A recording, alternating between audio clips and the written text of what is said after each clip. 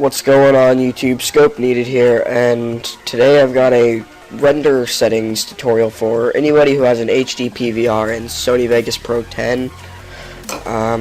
It's actually pretty simple to do all this, and if I sound congested, sorry about that. I do take medicine for it. I have really bad allergies.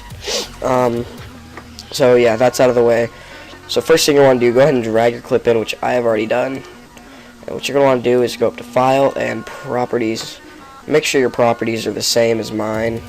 1280 by 720 for the width and height. None progressive scan for the field order. Pixel aspect ratio 1.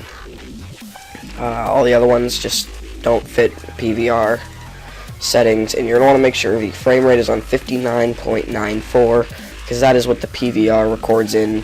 If you use anything different than that, it just comes out really non-smooth looking. That's for the smoothest frame rate possible right there. Pixel format 32-bit floating point, full range.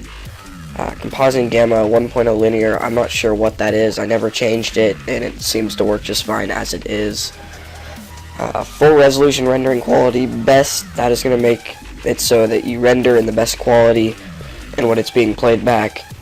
Motion blur type Gaussian. I never changed that either. Never changed deinterlace method.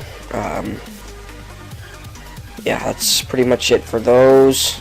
If you want, you can hit start all new projects with these settings. So, audio, you're going to want to have 44,100 for the sample rate hertz, or gigahertz. You don't need to mess with that, or that. Actually, make sure that it's on stereo. Bit depth 24, resample and stretch quality best. And then I never played around with any of those, so you're going to want to go ahead and hit apply and OK. I'm not going to change anything. Alright, so next thing you want to do, right click on the clip, and then you want to go to switches and disable resample. That is key, otherwise your clip will have, like, it's hard to explain. Let's see if I can find a good example of it. It'll have, like, a previous frame barely showing, so you can, like, see a faded part of the frame from your last clip.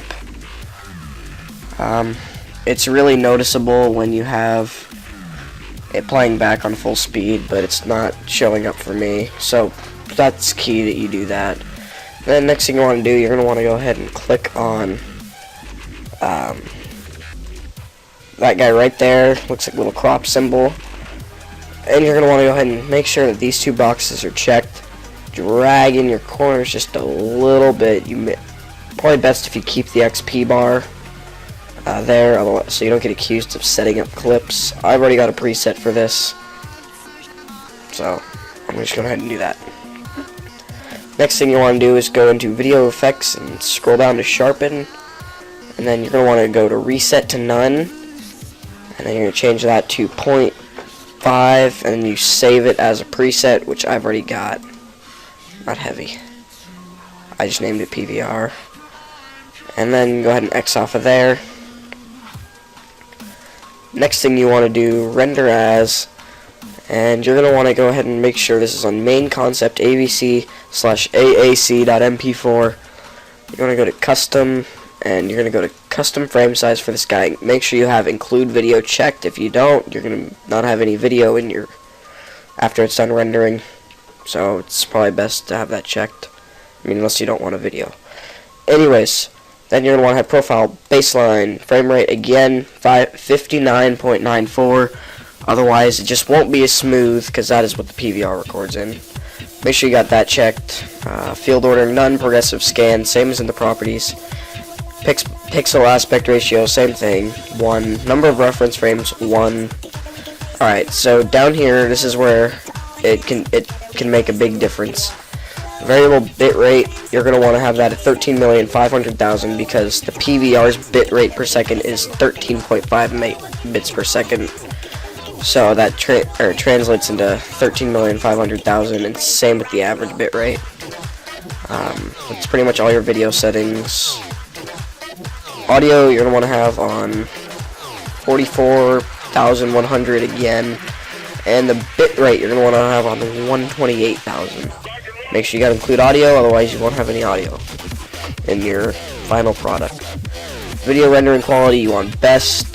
Stereoscopic 3D mode, I've never played with that, so I don't know what that is. And then you're going to go ahead and save that as a template, and now whenever you go to render, you want to make sure you got all that set and just hit save. I'm not going to do it, so that's pretty much it. Thanks for watching, guys. Scope.